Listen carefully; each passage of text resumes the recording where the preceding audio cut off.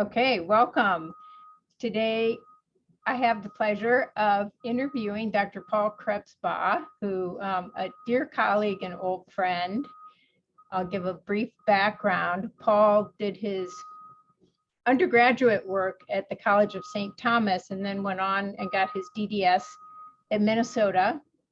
He did his perio and his PhD at the University of Connecticut, a postdoc at the NIH, and then he came to the University of Michigan, where he was on faculty for close to 20 years, I think. Most recently, he served as a department chair of the Department of Biologic and Material Sciences. And in 2016, he went on to become the dean at UCLA Dental School. He's had a lot of really important national positions. I'll just name a couple. That he was the president of the American Association for Dental Research. He's a fellow of AAAS and the American Institute of Medical and Biological Engineering. An extensive array of manuscripts, publications, successful grants with a focus on mineralized tissues, stem cell biology, and regenerative engineering approaches, in particular around craniofacial and oral health. Thank you, Paul, for joining me today. Yeah, thank you, Laura. It's great to be here. I think this series that you're doing is really, really fun. I looked back at a few of them, and I think it's a great idea. Great. Well, it would be more fun to have you here in person, but I really appreciate you carving the time out. And much of this is, for the greater community, but the original impetus of this was for students interested in leadership. So you'll see some thread of that as we go through the questions. And for example, the first question that I'll start with, which is just, why did you decide to go to dental school? And then, from that, why did you decide to go an academic path versus going into private practice? Yeah, so, well, I certainly didn't grow up wanting to be a dentist or thinking that I would be a dentist. I have no dentists in my family or immediate family, but both my parents were in the healthcare field. My dad was a nurse anesthetist and my mom was a nurse. So I always, I thought about healthcare and thought about science. I think the really short answer is I went into dentistry because I wanted to be an artist and a scientist at the same time. And I thought that dentistry was the best way to do that because I'm, working with your hands, you're creating things. And then when I was in college, I, did these externships and I went to hospitals and I went to nursing homes and I went to, dental offices. And I thought that the dental office was the most interesting to me. I thought it was kind of boring around in the hospital when you have 20 students around a bed with a chief resident with a clipboard. But when I went to the dental clinic, there was the dentist with the patient, and it just seemed more, it suited my style a little bit more. But when I was in college, and actually in dental school, I thought that the science part was not enough. And in fact, I almost quit dental school in the middle of, toward the end of the first year. I thought it wasn't for me. It wasn't the same science. Because I had already done that in college, all the studying and memorizing books. And I said, I don't want to keep on memorizing what someone else did. I want to be the one that does the stuff that other people memorize. So that's why I continued with science and did a PhD after dental school. And I didn't quit. In fact, I got talked out of it by in part Bob Gorlin, from pathology. Yeah. He was one of my professors at Minnesota. Kind of talked me out of it to say that, and got me into the student research in my first year. And then that made all the difference. So I have the best of both worlds. I have the clinical part, and I'm proud and happy to be a dentist. But I also had a career that was really steeped in in science and discovery and creating new things and discovering new things. So that's kind of how it went, kind of all came together. So I'm fascinated by your first comment on being interested in both the art and science. And, clearly, everyone is familiar with your accomplishments in the scientific realm. I'm wondering about the art piece. I mean, I know you have great skills as a pianist, but I'm curious, are there other, do you have art hobbies, or is that something that you just ended up focusing more on the science than the art? Yeah, I never really formally did a lot of art or painting besides scribbling and things like that. But it was just interesting to me. I like to use my hands and go in the garage and destroy things and put them back together. And so that was kind of the thing. So that really fits with the regenerative work. Yes, yeah, it really did. Yeah. So I want to share my screen and just a couple photos to go down memory lane, so to speak. These are some of the ones in our archives, and as we know, you spent a large part of your academic career at the University of Michigan, and I'm wondering if you would share a fond memory of your time at Michigan. Wow, there's so many. That picture, me without the suit, you can see the art on the wall in the background. There you go. There's my daughter's artwork from second grade or something. There's so many, Laurie. It's hard to pick one. I think it was mostly the people. I think that the friends I made at Michigan, both professionally and personally. I had, and my children grew up there. So I had my university friends. I had my family friends that were kind of developed through my kids' schools that are different than the university, by large part. And then I had a third group of friends that I just had met from tailgating at Michigan football games for 20 years. And those ended up being mostly from Detroit. So a big group of folks from Detroit. So I had all these really fun, personal, and diverse friendships. We're not talking about football this week. Yeah. Exactly. Well, so those sort of the personal friendship things. I really had great memories just of being a professor at the Snell School. And as if you think back also, we've had such a really amazing cohort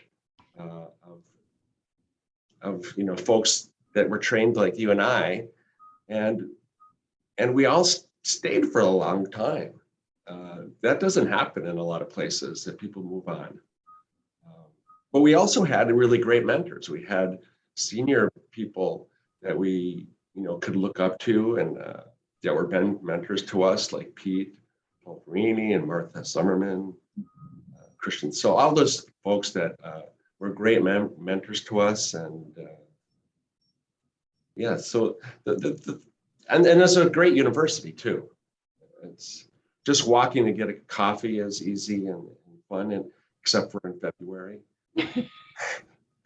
which LA is pretty nice. I think it's like 65 degrees and sunny right now. So yeah, I have so many memories. Much easier to get work done here because of the weather, right? I have fond memories of getting the grants. Wasn't so getting turned down or getting a bad score was not the greatest memory, but we all kind of helped each other and dusted each other up and came back to fight for another day. And I just think we had a really great cohort of faculty. Yeah, it was fun. That's what I remember, the camaraderie that we had as junior professors, working in similar areas, and just the the excitement of getting grants, the challenges, but it being really rewarding. Yeah, it was so easy to collaborate too. I think we didn't care, it didn't matter what department you were in.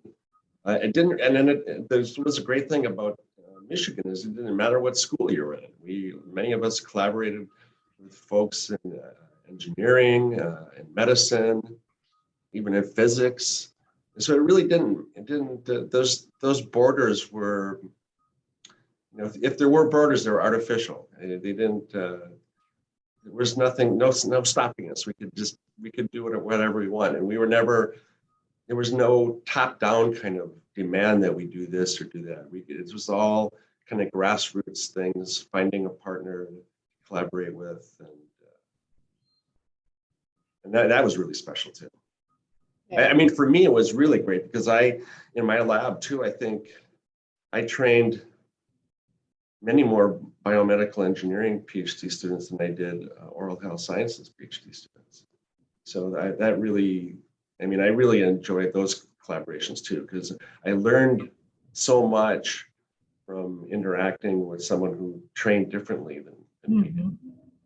Well, hopefully those people have an appreciation for oral health because of working with you. Yeah. I think so. I think, a lot of our grants were related to oral health, head and neck, regeneration, things like that, and brought in material scientists, besides the ones in our own school, like, Dave Cohn and Peter Ma and others, but also certainly in engineering as well. So, one of the main purposes of this interview is around leadership. And this photo highlights just your leadership role when you were president of AADR. But I'm curious, you're obviously in a very prominent leadership role now as dean at UCLA. And I'm curious if there are things, during your nearly 20 years at Michigan that you could point to that set you up for success on your leadership path. Well, I think it was just always trying to be involved. I was always interested in what was going on in the school besides what was going on in my lab. Mm-hmm. So I took, a great interest in understanding how a big organization worked. I participated whenever I could. I asked to be on certain kind of committees. So I just wanted to roll up my sleeves and kind of understand and really, really participate. I think that was what, I mean, if you think about early lessons, because, it's so hard to be a scientist, and then when you put clinical duties and teaching on top of that, in order to be successful, sometimes, you have to, it's only like a monastic kind of thing. You have to be like a monk, just kind of hunker down and get it, to do your own thing. But I kind of try to look outward, toward the school too. And I think that really made a difference. I think that really highlights a service orientation. I mean, you wanted to serve, and you clearly engaged yourself in opportunities to serve whenever you could. Yeah, I think that's right. I think there's different philosophies and different kinds of leaders, but I view the leadership of these kind of roles is a servant in a way. And not in a strict sense as servant, but to serve, right? Yeah. It's not a job as being a chair or a dean to be above everybody else and, be in charge. It's more that you create an environment where everyone else can thrive. And so that is a way you're serving the faculty, who can then serve the students and the community. So do I understand you then to say that Michigan provided those opportunities to allow you to serve, or to encourage you to serve, to get those experiences. Absolutely, it did it, and you know, part of it is luck, being in the right place at the right time.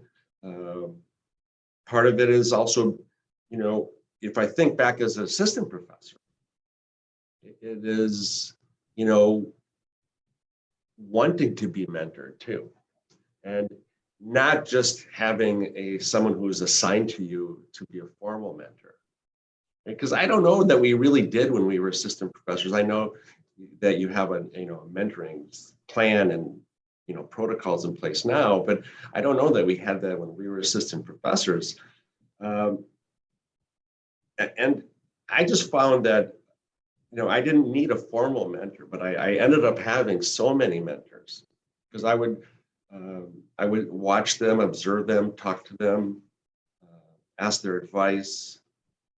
And I have a lot of mentors who don't even know they were my mentor. So a lot of them aren't even at Michigan.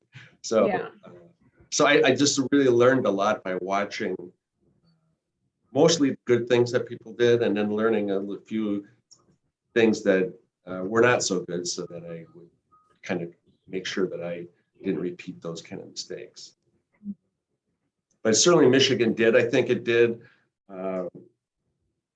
As soon as I became an associate professor, I got elected to the executive committee.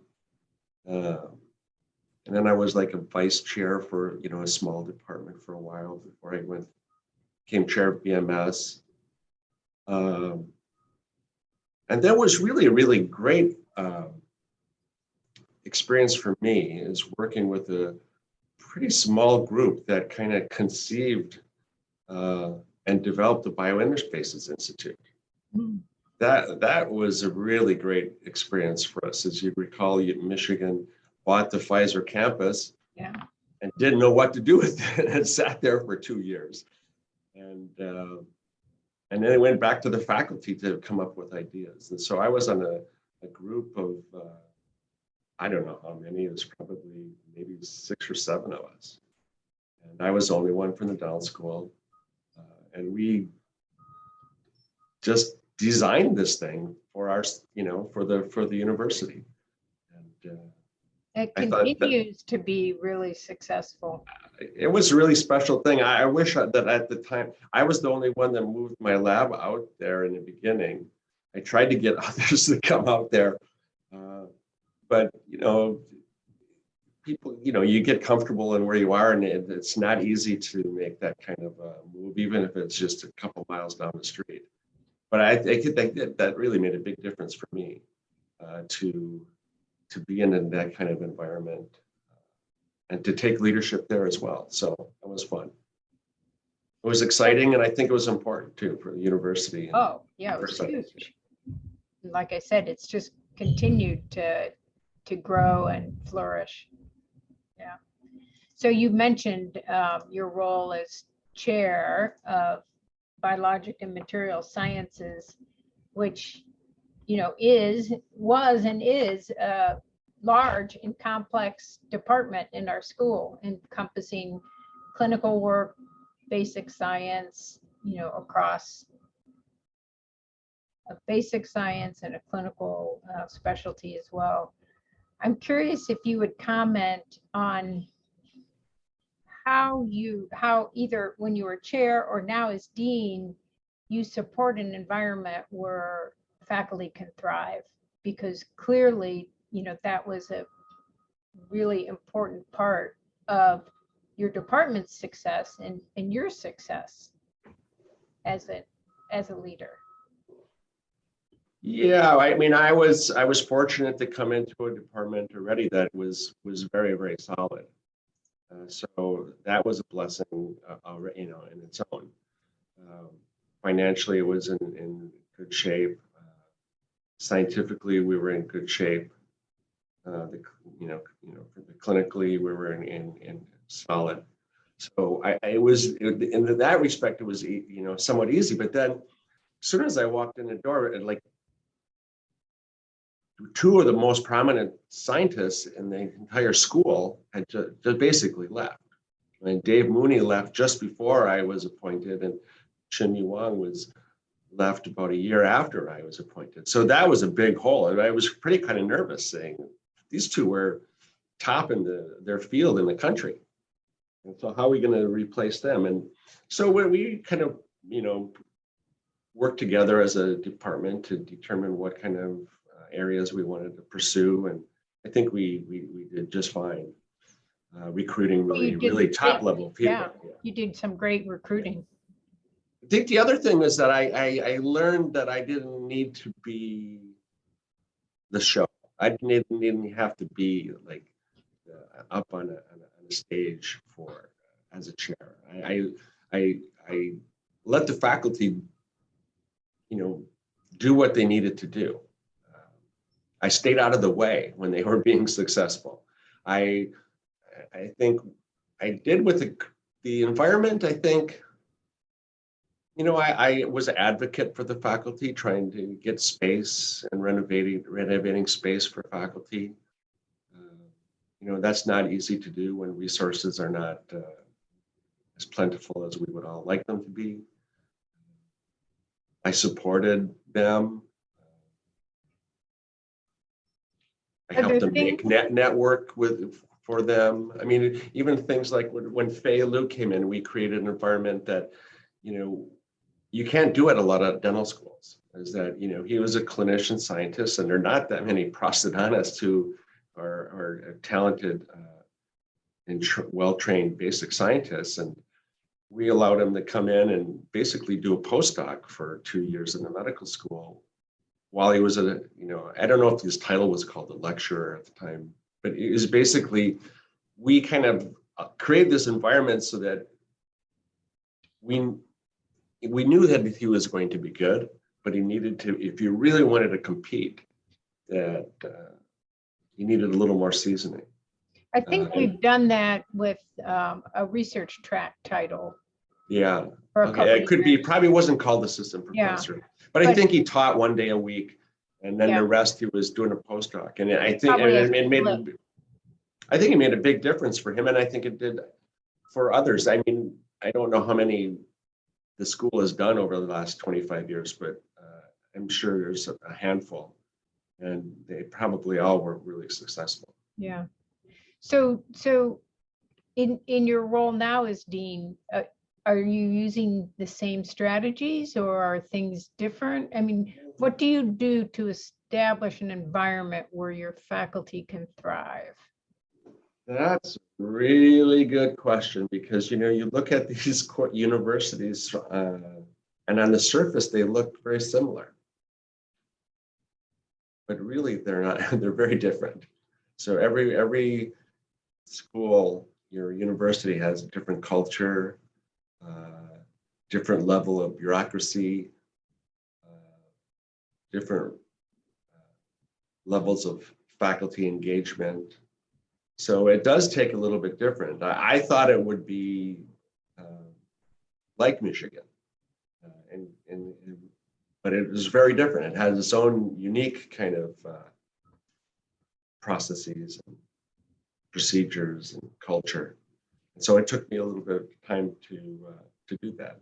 But I think the things that are the same, you have to be an advocate for your faculty, for your school, to secure resources that your faculty can thrive in, create spaces that are amenable to contemporary science or clinical care.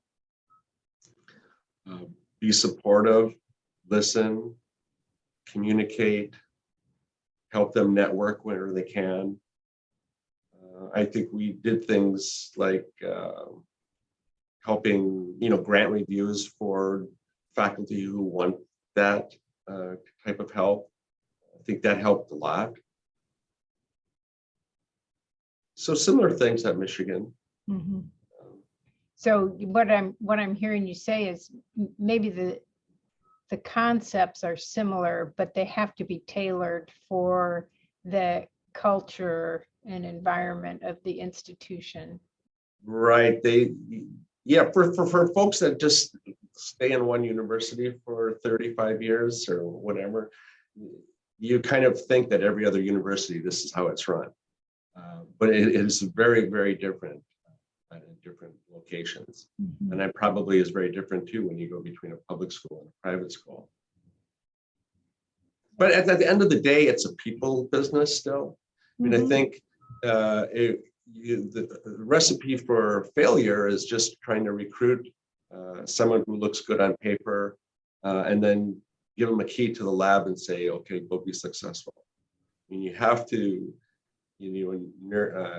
create an environment where they feel welcomed, that they can interact, that they get exposed to other people on campus and not hide up on the 5th floor in a corner, for 5 years and then think you're going to get promoted. You have to open up, the richness of a university like UCLA or Michigan. Mhm. Yeah. Because it can be a scary place. I mean, there's 80,000 people on this campus every day, just, same as Michigan. And, Yeah. it can be a scary place for someone when it's so competitive and you're by yourself. So you have to make them feel welcomed and integrated into the richness and all the wonderful things that are at a great American university like Michigan. Yeah, those are great points. I'm going to scale back out to a more general question, and that is just what do you think, from your vantage point, what is the area or areas of our profession that have the greatest potential for impact in the future?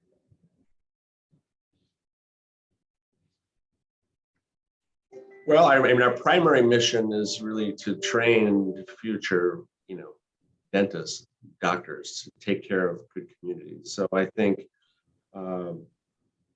having an understanding of, or instilling an understanding and a caring kind of philosophy in our students that not everyone is going to be able to go out and start a practice in Beverly Hills, right? Which is really like 2 miles from here right now. That's not going to happen. So, but there are tremendous needs around the country and the city. I mean, a city like Los Angeles is so dense that there are pockets, that are another 2 miles from Beverly Hills that, don't have enough healthcare providers. And it's a very different world. So there's more people in LA County than the entire state of Michigan. It's about the same. Really? It's just under 11 million in LA County, not LA City, LA County. But still, I mean, that's a lot of people. And we have one area of town here where we have 100,000 people in like a couple block areas, 1 square mile or something. I don't know. Wow. So I think, training students so that they have the ability and the desire to help people in need and not just, in fancy places. So that's one area. I think digital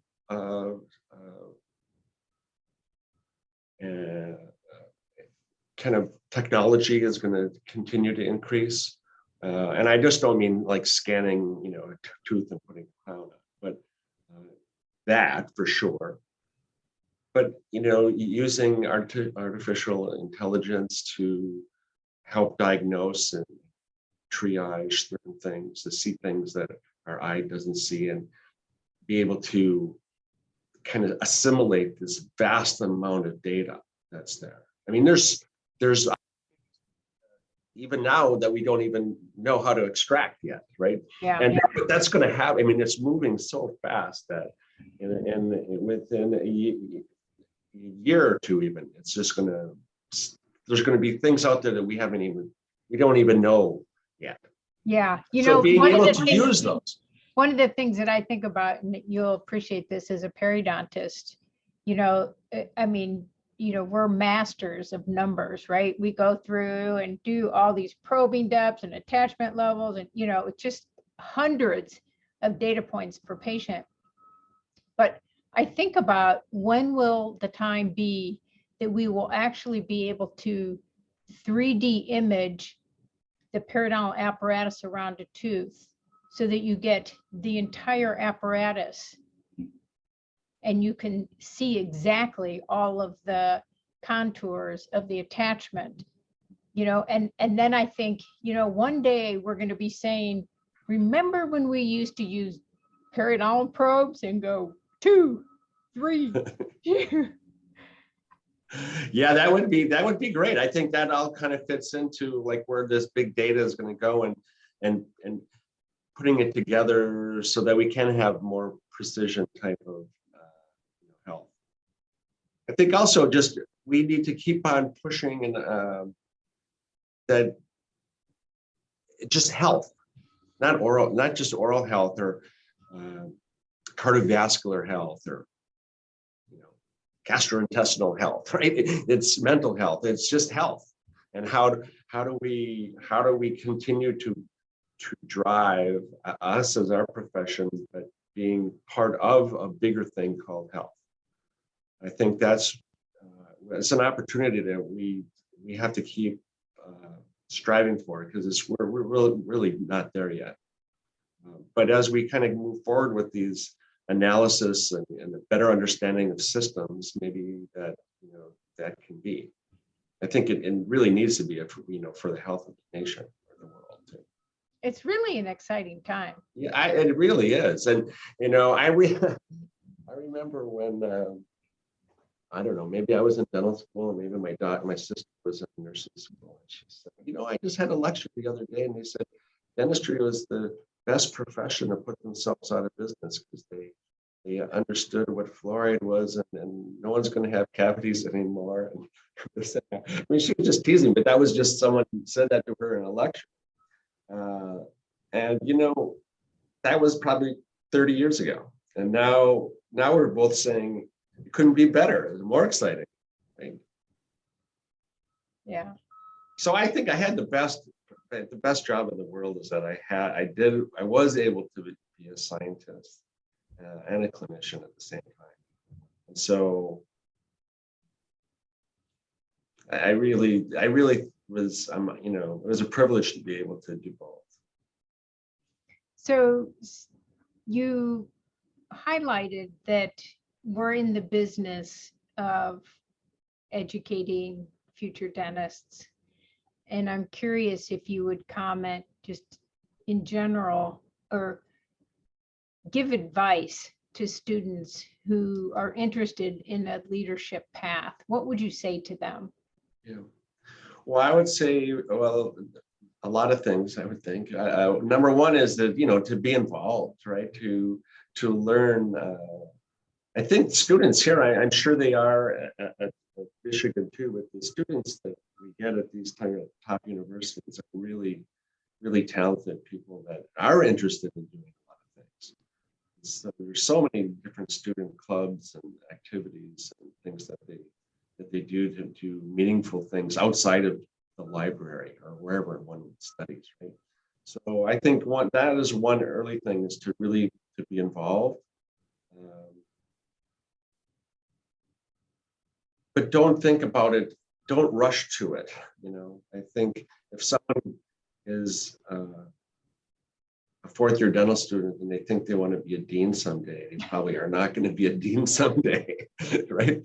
So you don't rush these things. But I think you can be a leader in so many different ways. You can be a leader in your class, the question was about dental student, right? You can be a leader in your church community, your local community, those kind of things, and even as a private practitioner in your local dental societies that are, people are do things for the good of the profession, and if you're good at it and you enjoy it, that will come through, and these opportunities to have these leadership roles will come. And then the other thing is that you don't have to have a title to be a leader. I think that's really important for people to understand. Is that you don't have to be a department chair. You don't have to be a dean or a president of a society or something to be a leader. You don't need those titles. I think that if people do those kind of skills and they work in their communities or their schools, it just brings everybody up. I mean, we have a lot of leaders in your school right now that they don't have a title, and they're vitally important to the organization. So those are some things I would say. Thank you. So just to wrap things up, is there anything else that you'd like to mention or add that we haven't talked about? You know, I think I really had a great time. I'm so, you know, really fortunate to call University of Michigan my academic home for 20 years. It was kind of by accident because I did grow up in the Upper Peninsula of Michigan. And so it wasn't really by design. I put my traveling shoes on. I went to Minnesota and then on the East Coast. And it just so happened that I got to the University of Michigan after my postdoc. Well, But Minnesota was probably closer to you. Is yeah, that right? definitely. Oh, definitely. Yeah. I could go from through Wisconsin to Twin Cities and back before I could drive one way to Ann Arbor. Yeah. But I was really lucky. I think sometimes if I landed in a different place, would I have had the same successes and the same, well, certainly different experiences, but I think the environment of Michigan really made a huge difference and a huge impact on me. We talked about those things too, about, you know, our cohort of people that were there, the senior mentors that we had. That was a really great experience. I wouldn't trade that for anything. In fact, that was probably my best job was when I was chair of the MS. I shouldn't say that. Don't let anyone at UCLA hear that. Well, I have to say, you made a big impact on Michigan and really supported a lot of our sustaining successes. Your contributions over the years have been phenomenal, and I'm sure you're continuing to elevate UCLA. Paul, thank you so much for taking the time to talk with me today. Really appreciate it and wish you continued success, great health, safety, joy, and peace in this new year. Well, thank you, Laura. It's a pleasure for me. I have so many fond memories and great experiences. It really helped shape me to where I am today. And I appreciate of all the things we talked about, the university setting and things, is the friendships and the people is the thing I miss the most. And I cherish and I try to keep up as best I can with. And I really appreciate it. I had fun too. So thank you so much for inviting me. Yeah. How about a go blue? Okay, go blue.